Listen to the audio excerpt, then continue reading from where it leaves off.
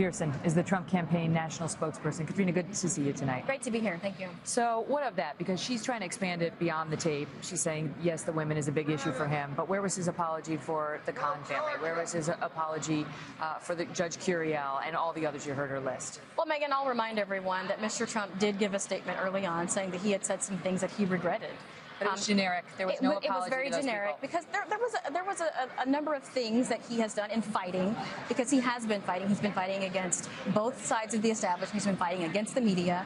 And he says, and when you have those contentious debates, you do say things that you regret, and he did. But it wasn't a debate when he attacked Judge Curiel and just said he can't decide my case because he's of Hispanic heritage. Well, and that was mainly because of his position on the border, and we leave out the context of what he was talking about, specifically his policies. Saying because he had Hispanic parents and Trump wants to build a wall, he couldn't get a fair hearing before this judge. Right, because of the affiliations that this judge had with organizations who are against Mr. Trump. That's not what Trump said. That's what you said. No, you made a better argument but that's why he made the statement. No, that isn't. He was asked repeatedly, and he said he's a Mexican, which he wasn't. He's from Indiana.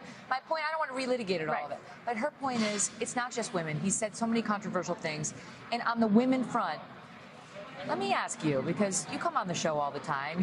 You obviously love Trump, and you're a great defender of his. But when you saw that tape, what was your reaction? Look, I have two brothers. I was in sports, so I was around a lot of athletes. This truly was two men who had what they thought was a private conversation talking about an attractive woman.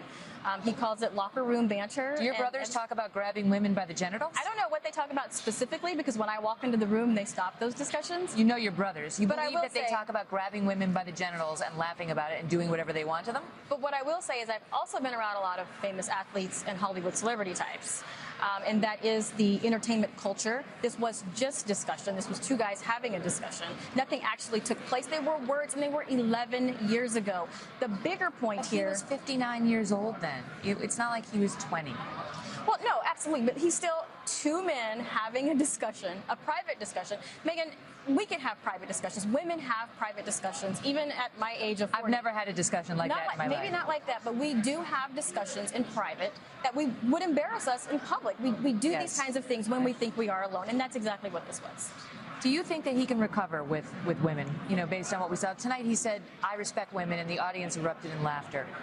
No, I absolutely do think he can, because there are a lot of women who've already supported Mr. Trump. We look in the primaries, he won with women overwhelmingly. But those are Republicans. And we do see a lot of women supporting him now. There are several former Democrat women who are now working on the campaign in support of Mr. Trump, because a lot of these women, they're not wanting to elect a father figure or even a role model. They knew Mr. Trump was not an altar boy, because that's what this country needs. They need someone that's going to fight for them, someone that can break up the monopoly, stop the global corruption, and stop the reign of career politicians. Have you ever heard him use terms like that? Have you ever heard him refer to a woman by a derogatory term? He does not talk like that to people. This was a private discussion between two men. How about Mike Pence? Is there any chance Mike Pence is not staying on as the vice presidential nominee? Oh, not at all. There are rumors to that effect. No, there are always rumors. Look, this is the Trump campaign. It's not true at all. 100%. They're united. They are united. And as for those Republicans who are abandoning Trump and who have been highly critical of him, including Reince Priebus, who hasn't abandoned but has been highly critical, what say you?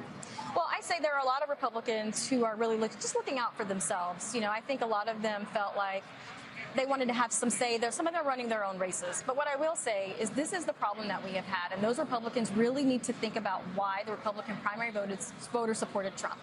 Democrats rallied behind President Clinton as he was engaging in very explicit activities in the Oval Office. These are words Mr. Trump used. There's a reason why voters support Mr. Trump. Great to see you. Great to be here. Well, while Trump